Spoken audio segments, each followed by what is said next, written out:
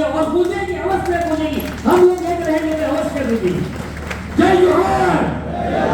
आवाज बराबर नहीं आ रहा, आवाज इतना रहेगा तो हम फिर प्रदेश नहीं बना सकेंगे, क्योंकि हमारी लड़ाई आखिरी लड़ाई है। अगर हमको बनना पड़े तो हमारा आदिवासी समाज का उठाओ बनने के लिए तैयार रहेगा, तब हम फिर प्रदेश बनाएंगे। नहीं तो ऐसे जय आदिवासी कुछ नहीं होगा। बराबर। जय आदिवासी, जय जोहार, जय वेंकटेश। हमारी वाणी को हम बिना जय। बहुत बहुत धन्यवाद उत्तम दादा। हम जंगल के बेटे हैं, अब अपना शासन भी खुद बनाएंगे। जय भील प्रदेश, जय जोहार। उसके बाद जो अपने यहाँ पे मुख्य अतिथिगण आए हैं दिल्ली से, मुलायम जी यादव जी को मैं निमंत्रित करता हूँ कि हमारी जो भील प्रदेश की जो बात है वो आप रखिए, और यहाँ के जो आदिवासी लोग हैं इनका जो अस्तित्व है वो कैसा बचेगा, इस पर आप जरा बात काम रखिए। जोहार जय आदिवासी।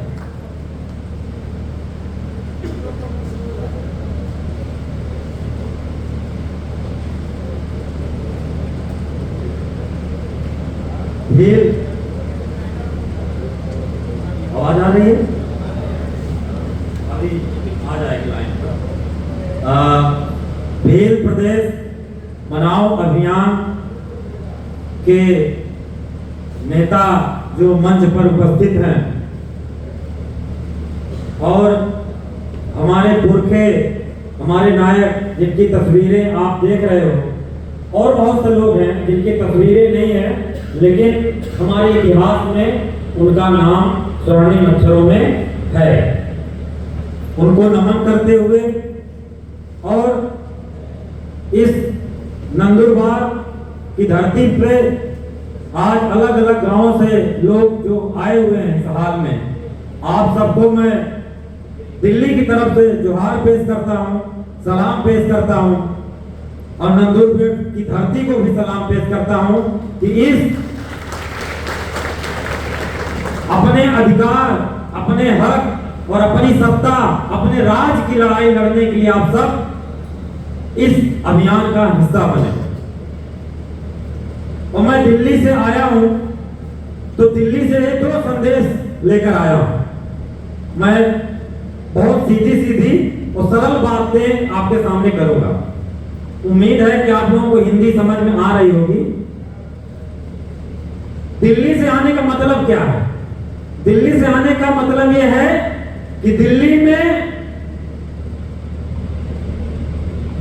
हमारी जो भारत है, भारत के जो मुखिया हेड जो माना जाता है वो राष्ट्रपति होता है। भारत जो गणराज्य है, भारत गणराज्य के मुखिया इस समय कौन है? द्रौपदी मुर्मू, माननीय द्रौपदी मुर्मू, जो क्या है? आदिवासी है। आदिवासी आज देश की सबसे सर्वोच्च गद्दी पर बैठा है कि नहीं बैठा है? बरोबर है। आज भारत गणराज्य का जो मुखिया है वो कौन है? आदिवासी है। ये गर्व का विषय है। और हमें मानते हैं, गुजरात के आदिवासी मानते हैं, उड़ीसा के आदिवासी मानते हैं, छत्तीसगढ़ के आदिवासी मानते हैं, झारखंड के आदिवासी मानते हैं और मध्य प्रदेश के आदिवासी मानते हैं कि अगर कोई आदिवासी आज कुर्सी पर बैठा है तो हमारे हित के बारे में सोचेगा, और उम्मीद भी बनती है। अगर आदिवासी कुर्सी पर बैठा है तो उन्हीं के बल पर उनसे हमारी उम्मीद है कि हमारी बात सुनी जाएगी। और कोई होता तो हम शायद उम्मीद न करते। दिल्ली की गद्दी पर अगर कोई गैर आदिवासी होता तो हमारा कोई उम्मीद नहीं रहता, हम मान लेते कि हमारी कोई सुनवाई नहीं होने वाली है। लेकिन आज माननीय द्रौपदी मुर्मू जी जब हैं तो हम सब आदिवासियों में एक उम्मीद तो है कि क्या पता हमारे समाज के बीच की कोई महिला वहां पर बैठी है तो हमारी बात सुन ले, हमारी दर्द को सुन ले, हमारी परेशानी सुन ले। ये उम्मीद है। इसी उम्मीद से मुझे लगता है कि हम सब काम कर रहे हैं और अपने भील प्रदेश बचाओ के अभियान को तेज कर देना चाहिए। द्रौपदी मुर्मू जी की तरफ हाथ उठा करके, उनकी तरफ नजरें करके आप आवाज उठाइए कि हमारी मुखिया बैठी है हैं दिल्ली की सत्ता पे, इसलिए हमें समर्थन मिलेगा, सहयोग मिलेगा दिल्ली से, हम भील प्रदेश बनाएंगे। क्यों? क्योंकि दिल्ली की गद्दी पर आदिवासी बैठा है। और एक चीज और, दिल्ली के गद्दी में सिर्फ आदिवासी नहीं बैठा है, उसके बाद दूसरा जो सरकार का मुखिया होता है, जो केंद्र सरकार का मुखिया है, कौन है? माननीय नरेंद्र मोदी। वो कौन है? ओबीसी है। तो गणराज्य की सबसे जो मुखिया है वो आदिवासी है, और भारत केंद्र सरकार के जो मुखिया हैं वो कौन है? ओबीसी है। तो हम ओबीसी हैं, तो हमारे ओबीसी की भी उम्मीद है कि अगर मोदी जी आज दिल्ली की गद्दी पर बैठे हैं तो हमको हमारी उम्मीदें दुगनी हो गई है। अगर ये हमारी मांग दिल्ली तक पहुंचती है तो हो सकता है कि पूरी हो सकती है। अगर कोई होता, कोई दूसरा आदमी बैठा होता तो हमको लाठी मरवाता, पुलिस भेजता, आर्मी भेजता, हमको मारने का षड्यंत्र करता। लेकिन दिल्ली की गद्दी पर नरेंद्र मोदी जी ओबीसी बैठे हैं, वो कहते भी हैं कि मैं ओबीसी का बेटा हूं।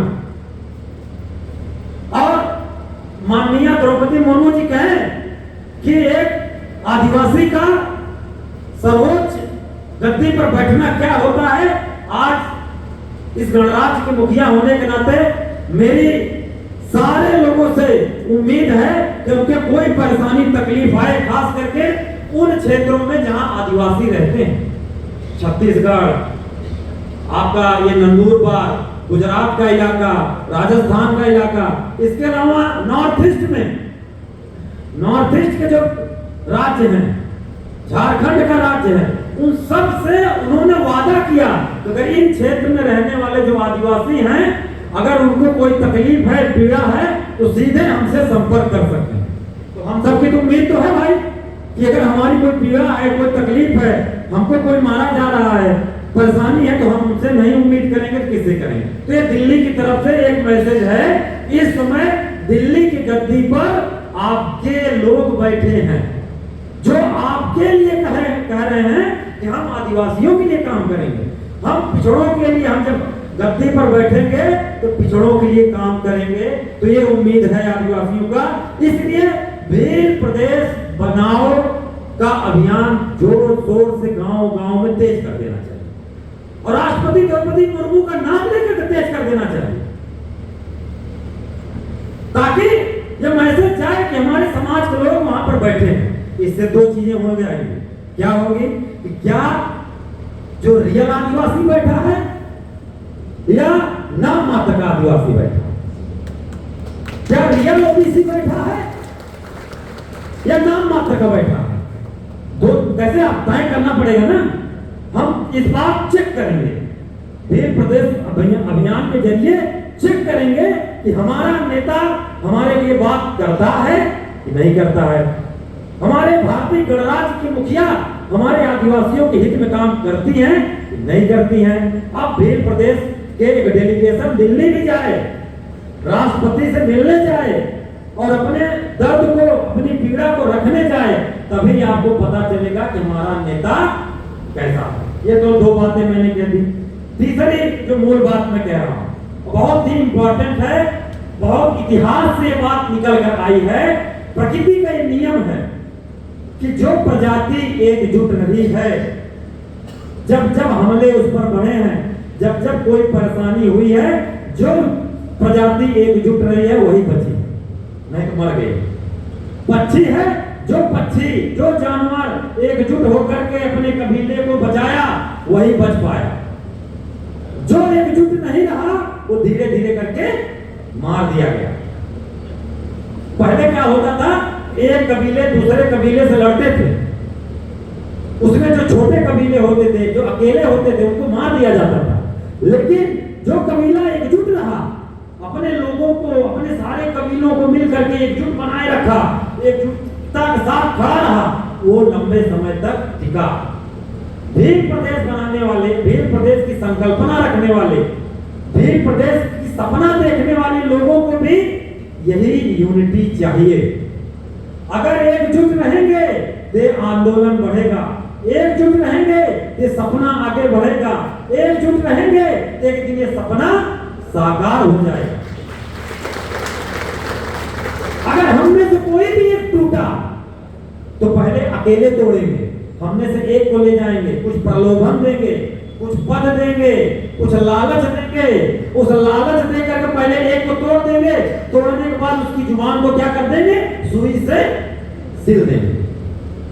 आप लोग महसूस कर रहे होंगे, आपके बीच कोई ऐसी घटना घटी होगी, जरूर घटी होगी। पहले आपके बीच से कोई एक को तोड़ा, उसको अपने में मिलाया, अपने मिलाने के बाद फिर धीरे धीरे धीरे धीरे उसको खामोश कर दिया। आज अपना घर परिवार चला रहा है, कभी आपकी बात, अपने मुद्दे की बात नहीं करेगा।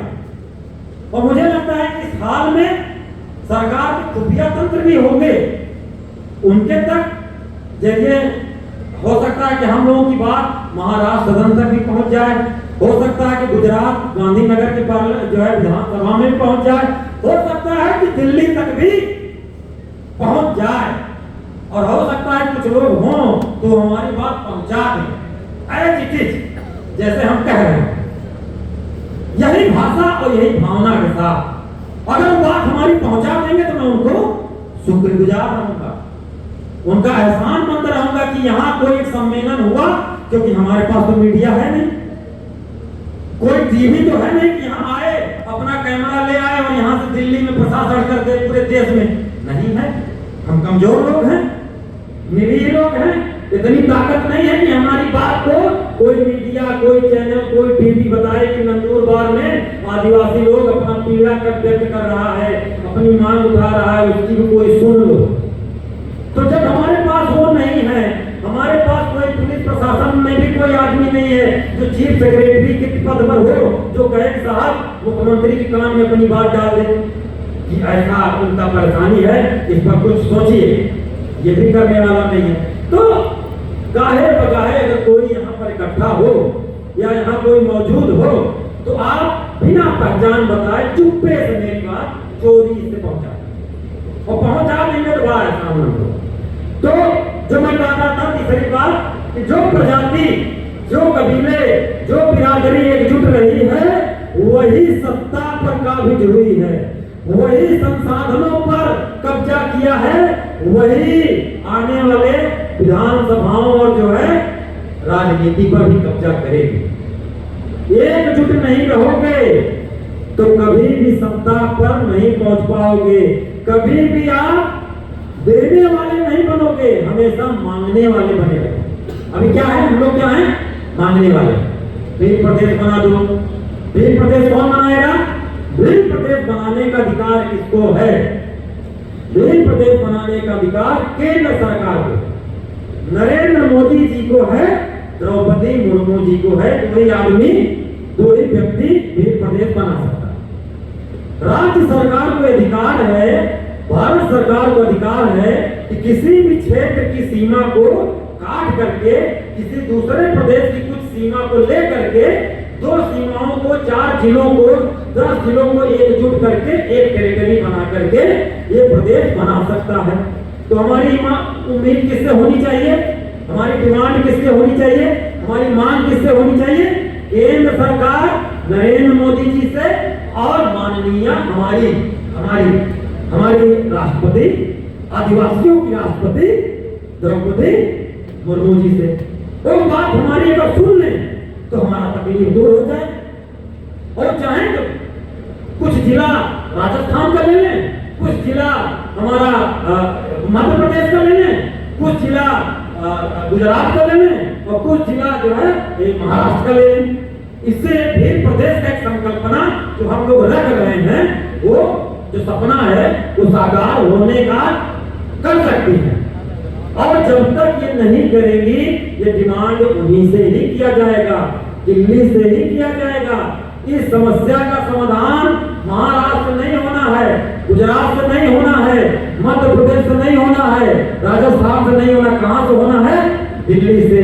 तो हमें अपना आंदोलन की अगली रणनीति इन 4-5 राज्यों के अलावा एक मूवमेंट हमें सब लोग मिलजुल करके दिल्ली भी कूच करना चाहिए।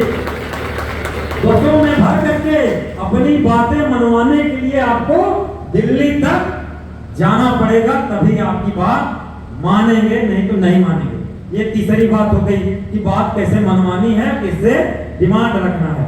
तीसरी बात यह है, हमारे अभी उत्तम भाई और दूसरे वक्ताओं ने ये बात कही कि आज किन चीजों पर आदिवासी पे हमला है, या आदिवासी कौन है, किसे आदिवासी कहा जाए, आदिवासी की पहचान क्या है, आदिवासी की संस्कृति क्या है, यह सबसे पहले हमें बताना पड़ेगा।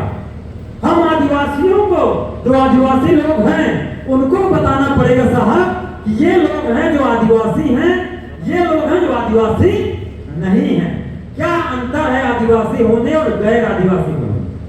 ये तो बताओगे ना कि हम आदिवासी कैसे हैं, हमारी परंपरा क्या है, हमारी संस्कृति क्या है, हमारी पूजा पद्धति क्या है, हमारे देवी देवता क्या हैं, हमारी कुल पद्धति क्या है, ये सब पहचान है। हमारा लोकगीत क्या है, हमारा साहित्य क्या है, हमारे गीत क्या हैं, हमारी परंपराएं क्या हैं, हमारे आभूषण क्या है, हमारे वेशभूषा क्या है, जो वेश धारण करते हैं, हमारे महिलाएं कैसे कपड़ा पहनती हैं, हमारे नौजवान कैसे कपड़ा पहनते हैं, हमारी परंपराओं में वेशभूषा का क्या विधान है, ये विधान बताना पड़ेगा।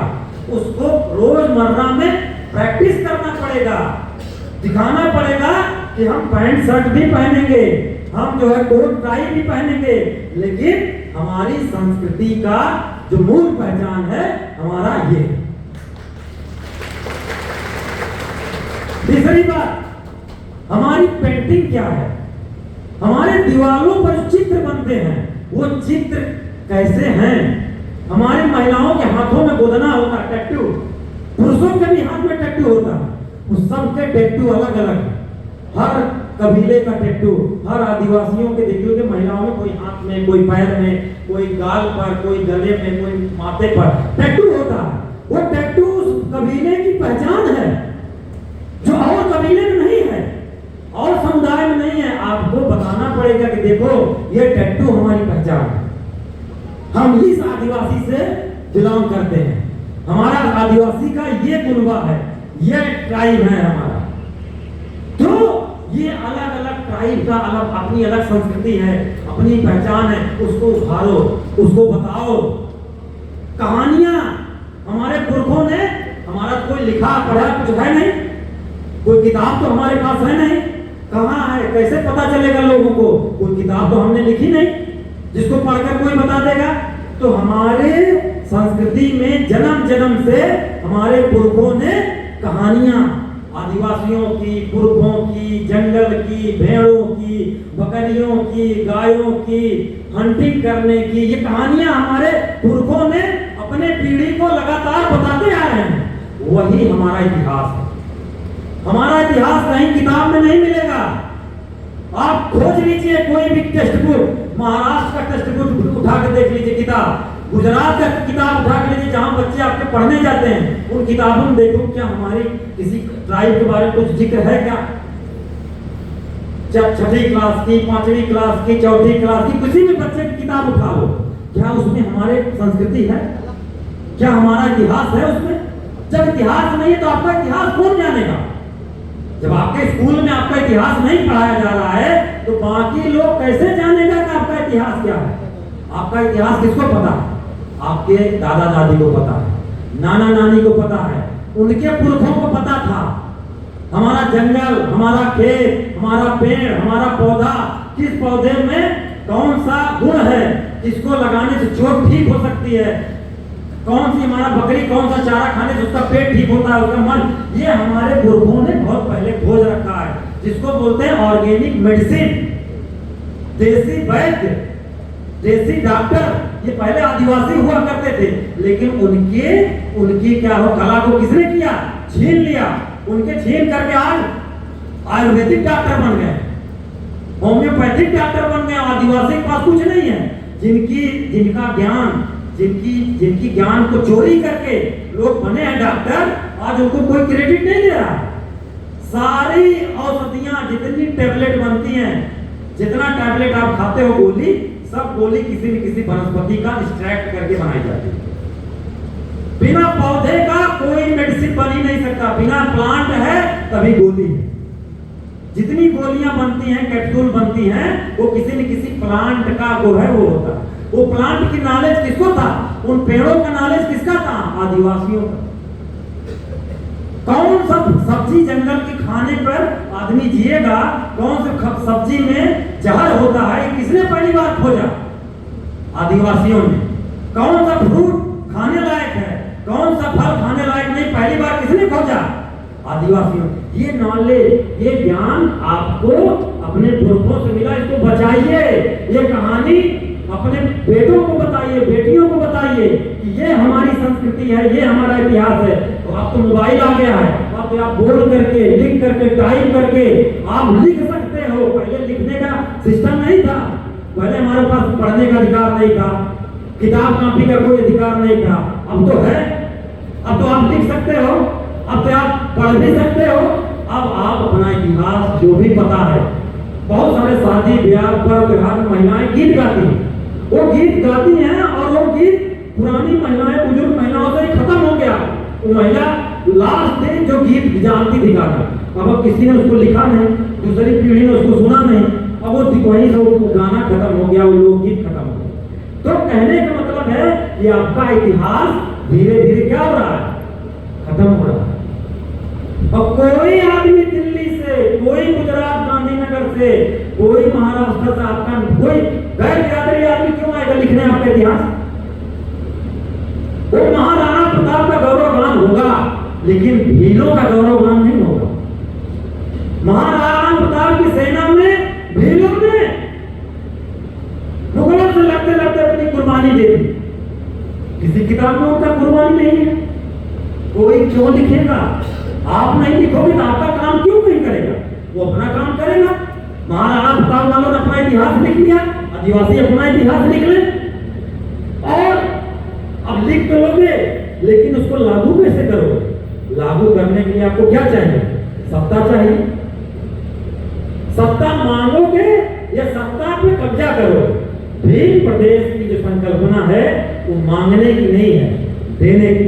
अभी आपको कानून बनवाने के लिए प्रोटेस्ट करना पड़ेगा, किसी के सामने झुकना पड़ेगा, लेकिन जब अपना प्रदेश होगा, अपना विधायक होगा, अपना सांसद होगा, अपना ब्यूरोक्रेट होगा, अपना सेक्रेटरी होगा, तो हम बताएंगे कि कौन से प्रदेश में हॉस्पिटल खुलेगा, कौन से प्रदेश में स्कूल कितना खोले जाएंगे, और जंगल में कौन से पहाड़ पर किसका अधिकार होगा, जंगल कटेगा कि नहीं कटेगा, पेड़ पौधे कटेंगे कि नहीं कटेंगे, ये कौन तय करेगा?